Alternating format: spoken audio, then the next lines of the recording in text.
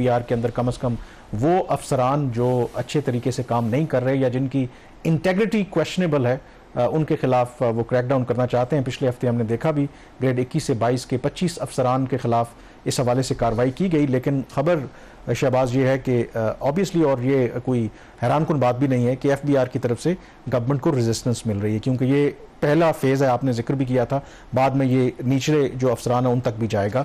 तो इस वक्त क्या रिजर्वेशंस हैं उनकी, क्या वो अग्री नहीं करते इस वक्त जो गवर्नमेंट ने स्टेप्स लिए हैं? देखिए, हमारे सिस्टम का एक प्रॉब्लम ये है कि वो ये समझते हैं कि हमेशा उनके खिलाफ कोई एक्शन नहीं होगा। अभी हमने प्राइवेटाइजेशन के ऊपर भी डिटेल में बात की, कैसे ब्यूरोक्रेट चीज़ों को डिले करते हैं। ये ओवरऑल FBI के अंदर इश्यूज हैं। तो ये पहली दफ़ा एक प्राइम मिनिस्टर ने स्टेप लिया कि जिसमें वाकई उन्होंने एक एक्शन लिया। कहा ये हमेशा जाता था कि एक्शन होगा, हुकूमत ने एक्शन भी ऐसे लिया कि वो काम भी कर गए और कुछ किया भी नहीं, लगा भी नहीं कि उन्होंने कर दिया है। बट मसला ये होता है कि जब इस किस्म की कार्रवाई होती है तो उसमें 2-3 कैजुअलिटीज़ हो जाती हैं। उन कैजुअलिटीज़ की वजह से वो जो एक्चुअल जिनको पनिश करना होता है तो वो उन कैजुअलिटीज़ के पीछे छुप कर पूरे जो प्रोसेस को वो क्वेश्चनेबल कर देते हैं। यहाँ पे भी एग्जैक्टली यही हुआ है।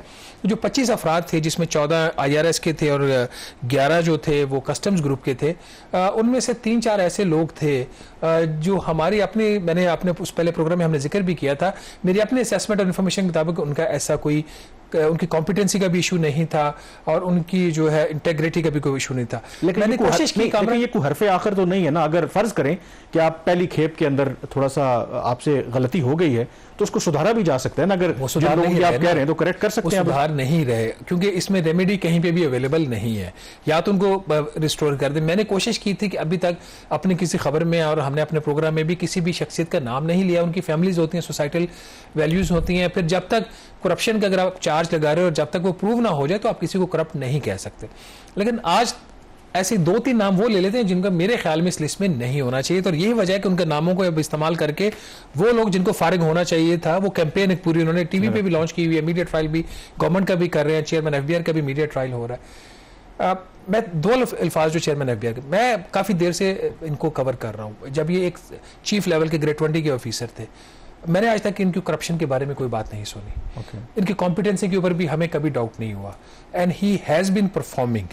आपको सवाई अप्रैल के, जिसमें टैक्स शॉर्टफॉल, और जिसकी एक बहुत बड़ी वजह टैक्स शॉर्टफॉल की ये थी कि ये जो पीछे रह गए थे लोग, इन्होंने एक रिटेलिएट किया। हो सकता है शॉर्टफॉल वैसे भी होता, कम होता, 10-15 अरब का होता, लेकिन रिटेलिएशन की वजह से शॉर्टफॉल इनका 40 अरब रुपए के आसपास आया। तो ये इसके अलावा अभी तक अपने टैक्स टारगेट्स जो थे वो भी अचीव कर रहे थे।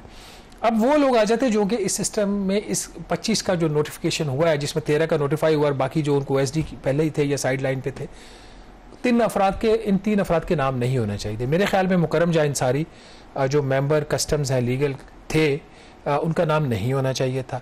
मेरे ख्याल में अहमद मुश्तबा मेमन, अगेन कस्टम के ग्रेड 22 के ऑफिसर हैं, उनका नाम नहीं होना चाहिए था।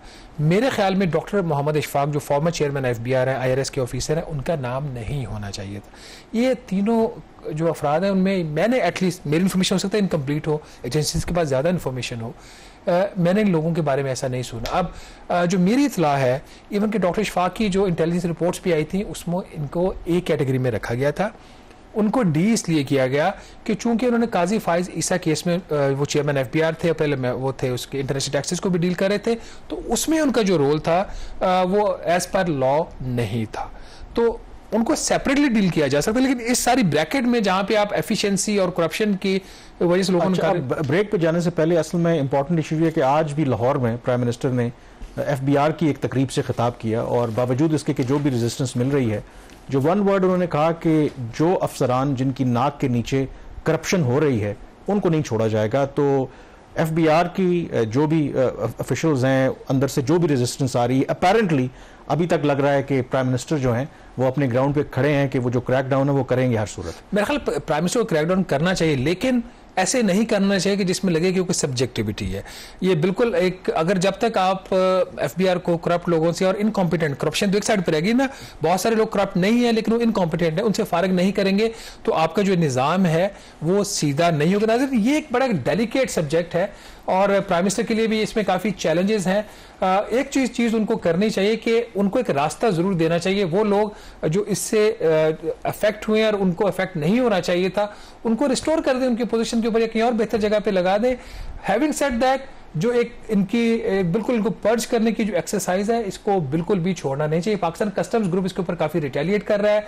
वो चेयरमैन एफबीआई को रिप्रेजेंटेशन भी देना चाह रहे थे, कुछ वो गवर्नमेंट से सफाइयां भी मांग रहे हैं, बट बॉटम लाइन ये है कि जो काम चल रहा है वो इसी तरीके से चलना चाहिए, सिवाय उन लोगों के कि जो कॉम्पिटेंट भी हैं और उनके इंटेग्रिटी के भी इश्यूज हैं, उनको रिस्टोर कर देना।